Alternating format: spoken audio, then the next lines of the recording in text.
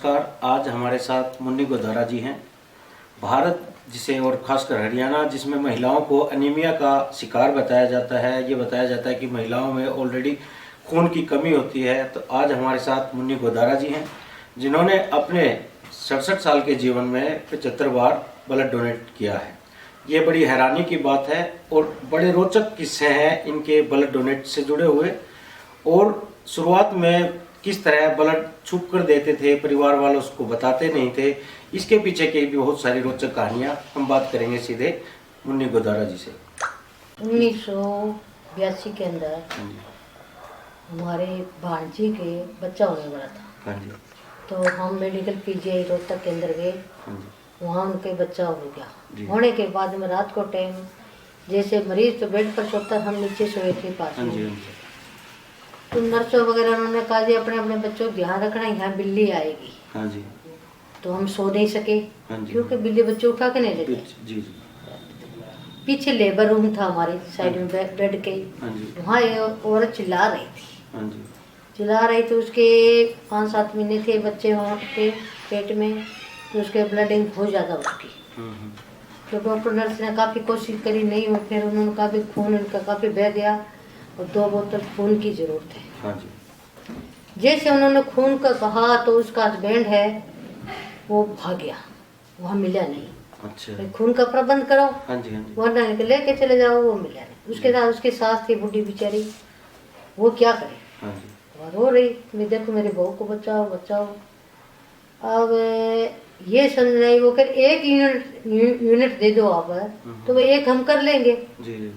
देखो जी भगवान ने मेरे को क्या सोचे, मेरे को भी समझ नहीं थी इस चीज़ों की, पर मैंने उठ के मैं ब्लड देने चली गई। हाँ जी। तो बोले कौन सा ग्रुप है, मैंने कभी कराया ही नहीं जी। हाँ जी। मैं जो ग्रुप मेरा आप चेक करो, उन्होंने ग्रुप चेक करे, वो पॉजिटिव। वो भगवान की कृपा थी, कैसे थी, वो पॉजिटिव उस औरत का था।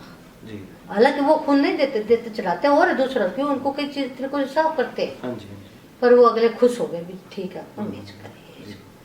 वो मेरा ले लिया, लेने के बाद उस औरत को चढ़ा दिया, बच के उसके बदला मिल गया।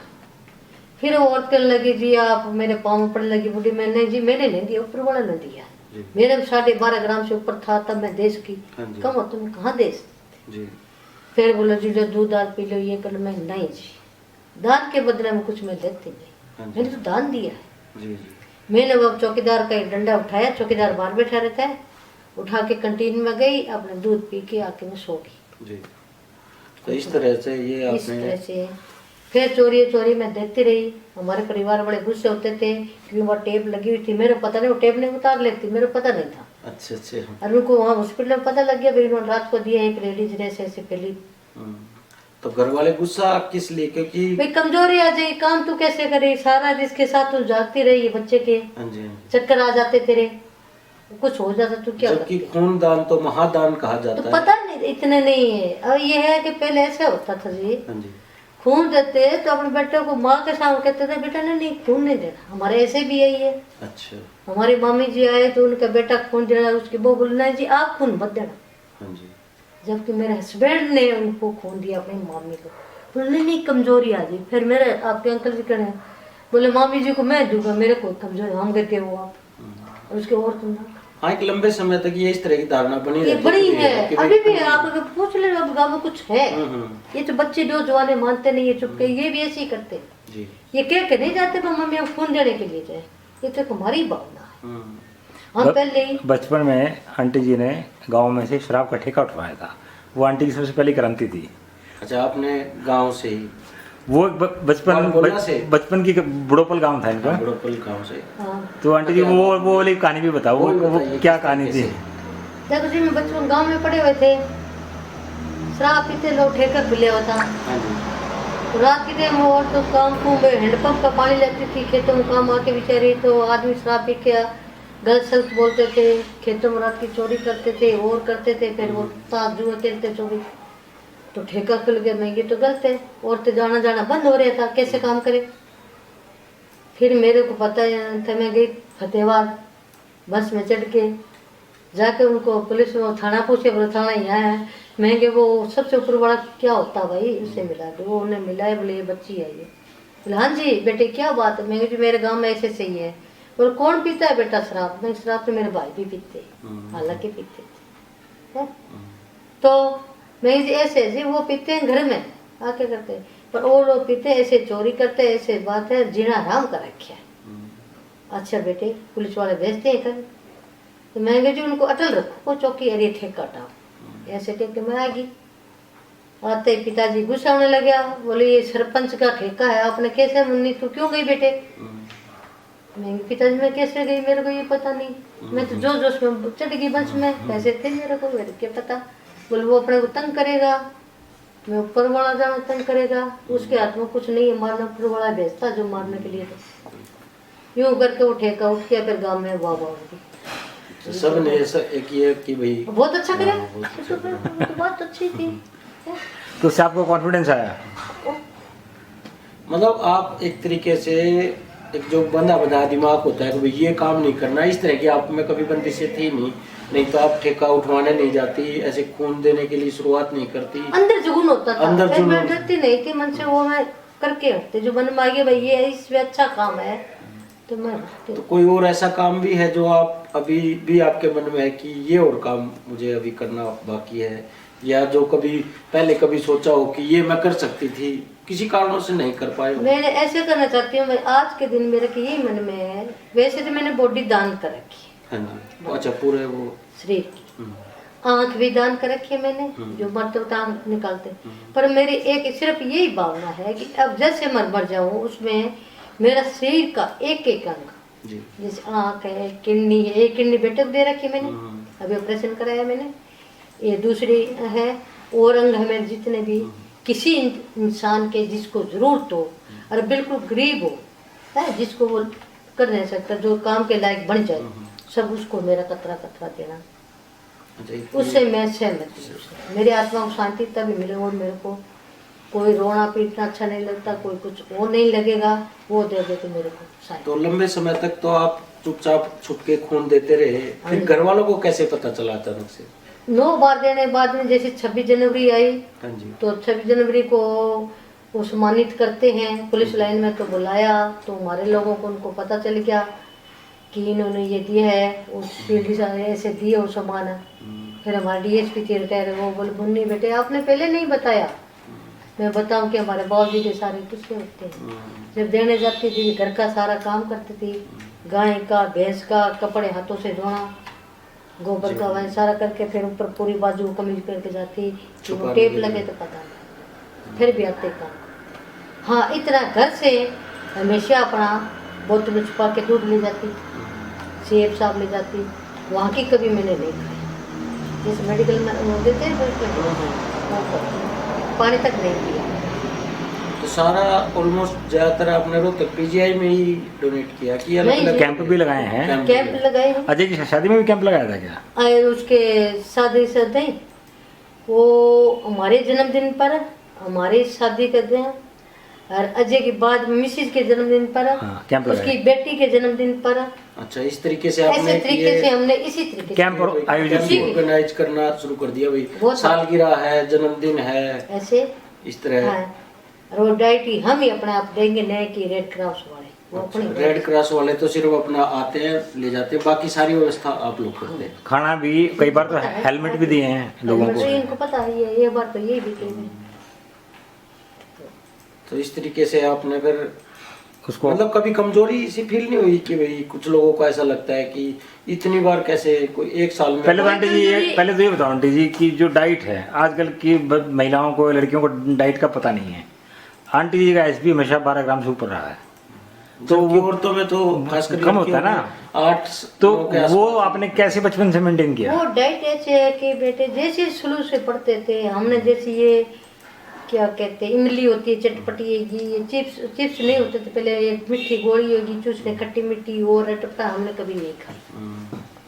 काले चने खाए हैं, फ्रूट पे दूध घी ये सब, देसी खाना जो देसी खाना समझाए। तब बाद में ये हरिया साग सब्जियां सारे, काली कढ़ाई बनाना, हर शनिवार को काले छोले बनाने, और जितने भी है फ्रूट है जैसे नार हो गए, जो ये नहीं कि यार अनार 200 रुपये किलो के तो हम खाएंगे, नहीं, जो मौसम के हिसाब हो सस्ते होंगे। तो एक रेगुलर आपने रूटीन सा बना रखा है कि भाई ये सब चीजें इस तरीके से खानी है, हाँ ऐसे। तो आप उस रूटीन को फॉलो करते ही करते हैं, इसीलिए आप में कभी इस तरह का नहीं है। जैसे भी गांव में जाएंगे तो गाड़ी चली है, ये पालक, घिया, तोरी, बथुआ है, ये सारी सब्जियों को हम गाड़ी में जगह जगह, जैसे हम कहीं जाएं किसी के तो भर के ले आएंगे। तो शुरुआत के दौर में तो जब आप खून देने जाते होंगे उस समय तो महिलाएं खून देती नहीं थी, नहीं तो सब देती। पुरुषों को सब आपकी तरफ अजीब से देखते होंगे कि भाई एक महिला भी कैसे खून देने आई हुई है, बस देख ले तो देखते। क्योंकि उनके लिए तो वो एक अचरज वाली वाली चीज बात थी कि भाई खासकर इस हिस्से में भी पुरुषों को ये लगता था कि भाई हम ही खून दे सकते हैं, महिलाओं में तो वैसे ही कमी तो होती है। मैंने कोई रोहतक भी नहीं, फतेहाबाद भी दिया है, हिसार भी दिया है, बुढ़प्पड़ भी दिया है, स्कूलों में दिया, जा जाके पीजीआई में दिया है, जगह जगह जहाँ लगता वहीं दिया। जैसे अखबार में आ गया, कहीं पोस्टर लगे हुए मेरे को मिल गया, कोई आजकल वहाँ है, वहाँ पे तो मेरे देने का विषय तो 3-4 महीने हो गए, मैं पहले दे चुकी, उसके बाद मैं तारीख देख लेकिन 4 महीने देने के लायक तो बाकी दिया। आपसे कोई किसी ने प्रेरणा लेकर आगे खून देने वाला काम शुरू किया? आपसे भी कोई प्रेरित हुआ आगे महिलाओं में कि भाई जिसने हुए डॉक्टर सुनीता शिवा से, हाँ जी, जो आजकल है डे खानपुर में, हाँ जी, उन्होंने मेरे पास 2-4 बार दिए हैं। अच्छा अच्छा, ये मीनाक्षी बिश्नोई है, ऐसे एक कई है।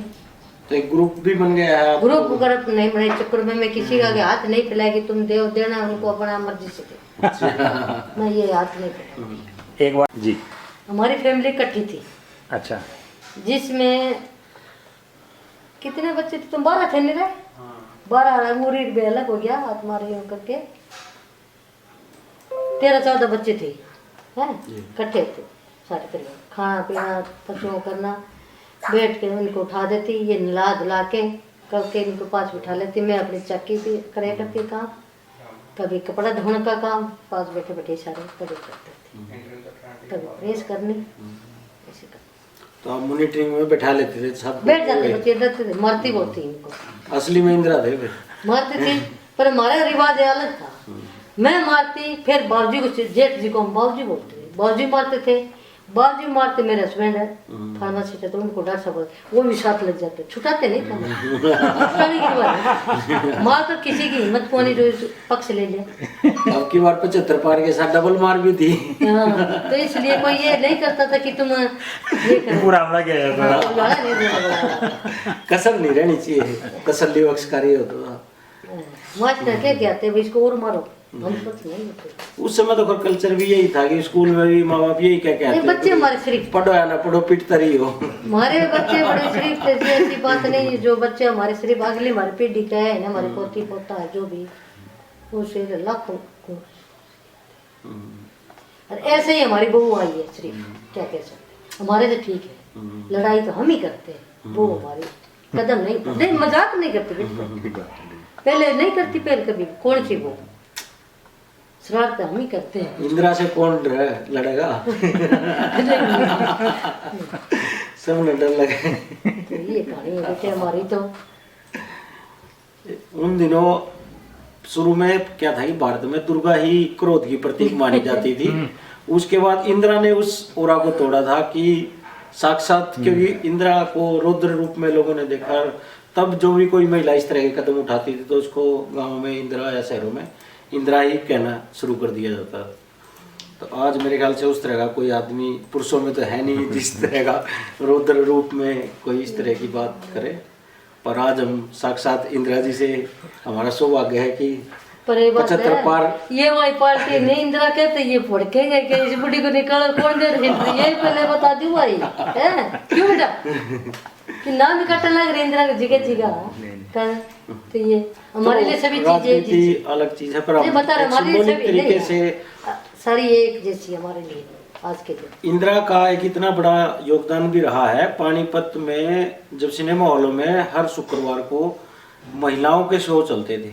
अच्छा, हाँ, पानीपत में मैंने जब सिनेमा घरों पे रिसर्च कर रहा था तब पता चला कि वो इंदिरा की ही देन थी कि महिलाओं के लिए स्पेशल शो चलते थे पानीपत में सिनेमा घरों में।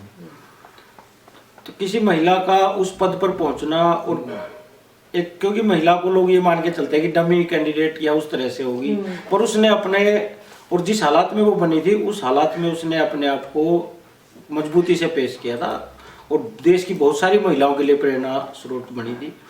तो बहुत सिंबॉलिक तरीके से भी चीज़ें काम करती हैं। तो ये अपने आप में एक बड़ी चीज़ थी कि उनकी वजह से ही पानीपत में महिलाओं के शो शुरू हुए। तो ये एक महिलाओं के लिए तो कम से कम महिला सब के लिए अच्छी बात है, तो आगे बढ़ना तो जैसे मेरे दादाजी ने अपनी तीनों बेटियों को इसीलिए पढ़ाया था कि भाई एक उनको भी लगा कि नहीं, बेटियों को आगे बढ़ाना चाहिए। मैंने मेरे बहू को ऐसे पढ़ाया, चुन्नी उड़ा के ले आई थी मैं, क्योंकि मेरे दादा दादी तो बिल्कुल अनपढ़ थे, तब भी उन्होंने मतलब तीनों लड़कियों को पढ़ाया और गवर्नमेंट जॉब तक पहुंचवाया। यही हमने करे। बहू पढ़ते पढ़ते ले आई थी, संगीता बोले ना मैं ना पढ़ूंगी, ये करूँगी। एमए में ले आई थी, double MA, MPhil, PhD, net, GRF, वही की करार नौकरी लगा दी सरकारी भाई। उस समय तो पढ़ी लिखी महिलाओं से डरते थे लोग कि पढ़ी लिखी नहीं लेनी, रिश्ते नहीं होते थे, पढ़ लिख जाती थी तो बड़ी दिक्कतें उस तरह के भी चैलेंजेस रहे कि उस समय ज्यादा पढ़ने लिखने वाली लड़कियों के रिश्ते नहीं होके देते थे। और कौन ऐसी महिला जो बच्चे बहू को बेटी को खाना चाय देते हैं, कब जूठा उठा लिया बहू का, कोई ढांस गया। मैंने सारा काम कराया तो मेरी बहू ला की ना, हालांकि बहू मेरी बड़ी भारी इज्जत करती है।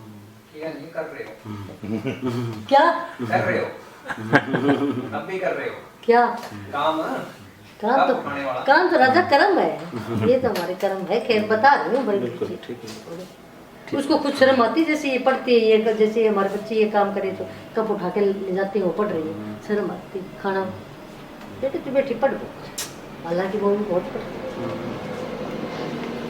जब एकदम पर सरकारी नौकरी लगी। का शौक था आंटी जी को। अब एसएससी का एमपी था ना मनीराम बागड़ी, उसकी गाड़ी लेकर आंटी जी चल दी। आंटी जी वो किस्सा सुनाओ। जैसे वो मनीराम बागड़ी होते थे, मनीराम गुदारा जी, बागड़ी गुदारा हमारे अलग थे। अच्छा, मनीराम गुदारा भी थे ना? नीमड़ी के थे वो हमारे गांव के, वैसे असली मेरे बड़प्पा के थे। अच्छा, नीमड़ी जाके बस गए जी हैं, वही थे। पर ये नीमड़ी, ये मनीराम बागड़ी थे, ये एमपी।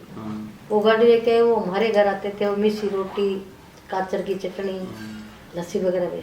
वो तो अंदर गए, मैं उनकी गाड़ी लेके चली गई। तो मैं गाड़ी, वो उनके पीए ने वगैरह और ड्राइवर वगैरह खड़े देखते रह गए। मैंने चाबी मांगी, बेचारा ने दे दी। ये मालिक है इस घर की, पता को नहीं ये काम करना है क्या है। उन्होंने ये नहीं सोचा होगा ना कि लेके चल देंगे, उन्होंने सोचा कुछ सामान वगैरह लेना होगा गाड़ी से।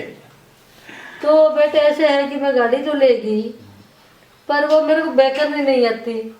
मैं देखे जानी है तो कहाँ रास्ता में चलाती चलाती है। वो मुड़े लेके चले सलामत रहे, वो ऐसे करने लगे, आ तो गए भाई। मैं कहा, बेटा मैं भी आपकी सलामत करूंगी, मैं पहुंच तो गई। तो इसलिए सब गाड़ी है, तो ये ऐसे करते रहे काम। 2 बार एमपी रहे, एक बार सीकर से और एक बार मथुरा से। अच्छा, हाँ तो वो एमपी रह चुके थे। तो आपके इस बिंदास उसमें काचर का भी कुछ योगदान माना जा सकता है? बिल्कुल सारे फूड का योगदान है। जो देसी फूड है, देसी फूड की वजह से ऐसा माइंडसेट डेवलप होता है। वैसे बाजरे रोटी खूब खाते हैं, खिचड़ी बनाते हैं, उनमें कैल्शियम बहुत होता है। और अभी भी जो डिसिप्लिन है ना लाइफ में, मतलब 8 बजे सोने का टाइम है, तो मतलब अपना कमरे में चले जाना, फिर सुबह टाइम से उठना। 7 बजे जैसे कम से कम बागड़ी एरिया में ना कचरी की वो तो उसके वो तो लाइफ लाइन है, लाइफ लाइन है वो। हमारी साइड इस तरह मैंने कल लिखा भी था कि मतीरे और काचर बागड़ के पावर हाउस हैं। मेरे को ग्राउंड का पता नहीं, कल उनके संगीता कचरी चटनी लेके आई हूँ मैं। अच्छा, देखिए जो पैसे आई थी मैं देखे राजस्थान में आप इमेजिन नहीं कर सकते कि अगर एक झोपड़ी है तो उसके पास हो सकता है 10 तोड़े 20 तोड़े सोना भी मिल जाएगी। और सिंपल दाल मिर्ची और मिर्च के साथ में ये देसी खाना। दूध भी अपना घी दूध इकट्ठा करके भी लोती हूँ, उससे चाकी भी चलाती हूँ हाथों वाली। अभी भी रेगुलर चलाते हैं? रेगुलर नहीं चलाते, जब मौका मिलता है। चने के मूंग का दलना होता। बिजली वाली भी आटा घर में पीसती, आटा घर में पीसते। बिजली की है मेरे पास है, छोटी चक्की, आटा अपने घर में पीसती। पर दाल करती हूँ तो उसमें ज्यादा आटा बन जाता है, इसलिए मैं हाथ वाली चक्की उससे करती हूँ। आप तो अमूमन खत्म ही हो चुकी हैं शहरों में, तो कोई कल्पना भी नहीं कर सकता कि बाजरी कूट के अरे से खिचड़ी बनाते, वो भी वही हमारे पास है सड़के। 4-5 बार ऑपरेशन हुआ है मेरे, किस चीज़ की? 2 बार पेट का, अच्छा, जैसे यूट्रस ओवरी का, हम्म, 2 बार आँख का, 1 बार स्पाइन का, सारा कमर का पीछे से हुआ। अच्छा अच्छा। अब कर लॉकडाउन के टाइम मैंने बेटे को किडनी दी है अभी, और किडनी के बाद भी मैंने ब्लड दिया। एक बार वो 64 हो गया, मैं 65 तो पूरा करूंगी, 74 हो नहीं गया 74 तो हाँ। पूरा करूंगी। तुम पहले वो लेते नहीं थे पहले 60 कराया था मैंने, फिर 65 कर दिया। अच्छा 60 कराया, उसके बाद में तो मैं 62 की इतने झूठ बोलती रही, मैं 60 की हुई। अलग अलग जगह दिया वो अंसल लग जाता कोई अच्छा, जान 60 साल से ज्यादा आप खून नहीं दे सकते। 60 साल से ज्यादा क्या? उम्र। हाँ उम्र 60 साल। हाँ पर अब 65 कर दिया, अब 65 कर देना। तो मैं 65 67 के बाद दिया है 67 और 65 करके दिया। आपकी बार 75 बार। चित्र करना था, तब की बार 75 बार कर ही दिया आंटी ने। बस मैंने करना, मेरे दिमाग पांच में बार तो कर नहीं पाई, पर आपने कर दिया। अमित शाह जी का सपना था 75 बार का। ऐसे कोई हेडिंग बनाएंगे है ना अब की बार 75 बार बाद में तो हुआ नहीं आंटी ने कर दिया आज के दिन 75 मेरे बार। घर में मैं बड़ी खुश हूँ।